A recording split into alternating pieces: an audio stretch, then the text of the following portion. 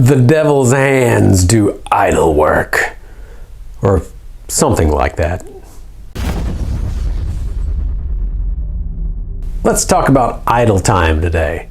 And I could probably go into a pretty deep rant about idle time, but I'll try not to, but I just might. I want to talk about, what do we do with our free time? What do you do with your free time? Let me know in the comments.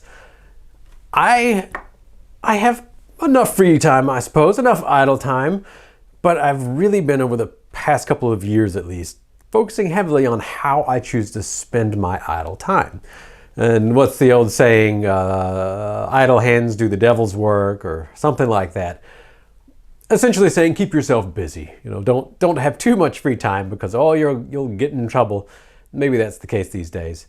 But I feel like the majority of us, people our age, we're going to spend a lot of time online.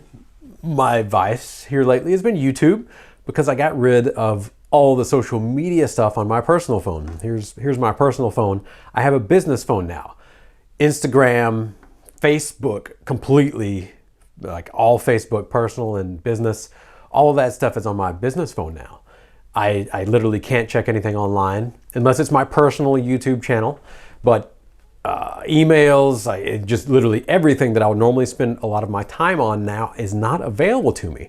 So over the past about 2 months now, I've had a lot more idle time than usual. Normally, as probably with you, the viewer, let me know, I would spend hours and hours a day on various social medias doing work. I would of course say, oh, it's work. I'm helping people out in the comments. I'm trolling the groups for questions or whatever the case may be. But I've found out that I really wasn't being that productive, although productivity may not be the best metric in life, right? Do you have to be making money every second? Do you have to be grinding? Do you need to be working 80-hour weeks? Is that the case? Is that what you prefer to do with your free time, is just to work more? And when it boils down to it, everything really is work.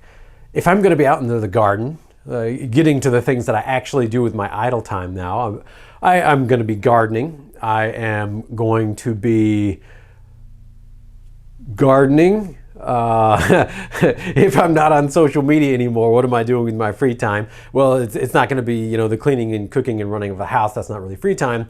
What are my hobbies? And I get to enjoy this hobby during the day. For me, I can get pretty much all the crawling time in that I want to during the day. I don't get to hang out with buddies on the rocks so much. That's more of a weekend thing. But during my idle time during the day, I end up gardening, honestly. And that's almost 100% of my free time. I'm either learning about plants, I'm either planting plants or sprouting seeds indoors in preparation for them to be sprouting, or I'm moving those sprouts outdoors, or I'm planting directly outside. I'm throwing seed, or I'm doing some sort of pruning, etc.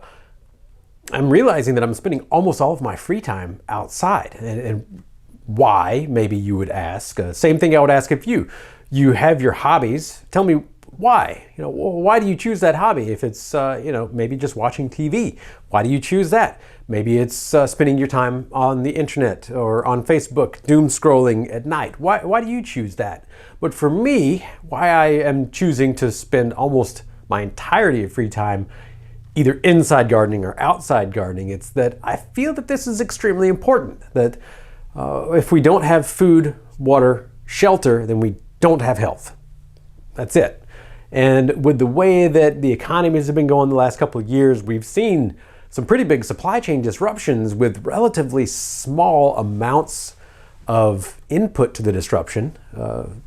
If you know what I'm saying, it just a small push really set off a lot of chains. And the first thing that I thought was, well, what happens if our supply chain for food gets interrupted? Let's say an oil producing country decides they're not going to export oil, which we're seeing this right now with Russia. Then that means we might not have enough oil to move food around the US. I think that this would probably be the last place for petrol to not go. So all the other things that we use petrol for would probably be curtailed faster than moving food around, I would think, I would hope, but we don't really know. We can't predict these things. So for me, my drive has really been to learn how to grow food. And not just so that I can say, hey, no, I grow my own kale. Kale is so good for you outside. No, it's because I really feel the need to be connected to my food. It's honestly the most enjoyable thing that I do is to go and do some small time gardening, just stare at my plants, to have some plans, and then knowing that, I've got just a little bit of genetics, just a little bit of genetics. So if it started to become impossible to get raspberries, let's say, I currently have 1, 2, 3, 4, 5, 6 raspberry bushes of various types, and I have this little stand of blackberries, which extremely vigorous, very pokey blackberries. I'll at least have that, and I can cut those up and make them into a lot more smaller raspberry bushes over the years, and in 5 years time or whatever, I would actually have lots of raspberries. So in the back of my head, this is what I'm thinking, is that food security may be an issue in 5 years, and so I've got at least that initial drive, that hunger for both knowledge and some sort of genetic base to have. And this has caused me to really just enjoy gardening. I'm not out there like fretting, we might not be able to get raspberries this year because Russia's at war with Ukraine. That's not at all what is going on while I'm doing it, but in the back of my head, that was kind of the seed that started it a few years ago, of course. It's been about 5 years. I don't know what really kicked it off. There wasn't any economic problem that was going on, but that's what got me into it, was kind of that worry of, it may be difficult to get food in the future, so I feel like I need to be more connected to it.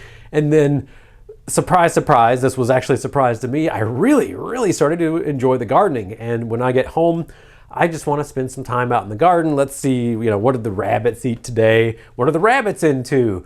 Do I need to eat some rabbits? That kind of sounds pretty delicious. Are they eating too much of my kale that I put out there?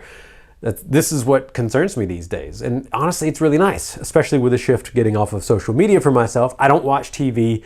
I do use some YouTube time in the morning time, and they're mostly gardening channels and science channels. So I like to learn about what's going on in space and science, and I like to learn what's going on in the ground, growing plants, what other people are doing, other plants, other techniques, things like that. So this has been what my free time is lately, is that since I do get my toys and hobbies during the day, all day long, I can really enjoy just being more connected with nature and food. So I would ask you this, if we were talking about my hobby for a second, food, you probably like going outdoors, right? You enjoy going out into the great outdoors, but would you consider going into your yard, going into the outdoors? Would you be able to walk out your front door and be like, out in the wilderness now? Even if it's in the middle of the city, you wouldn't typically say that, out in the wilderness now. It's not the wild, it's not outdoors, even though it technically is. So just maybe as a different way to think about things, how I've been getting here lately, is that I walk out my front door, a quarter-acre lot, in the middle of the city, of course, and I start to think to myself more and more, I'm out in nature. Even though it's in the middle of the city, I'm starting to get so many plants growing up. I'm getting a lot more wildlife in my yard because of it, and I've currently replaced about a third of my grass at the home with plants. And just the way that it feels now is that I'm out in nature. I get to enjoy nature every single day, even though I'm still in the city.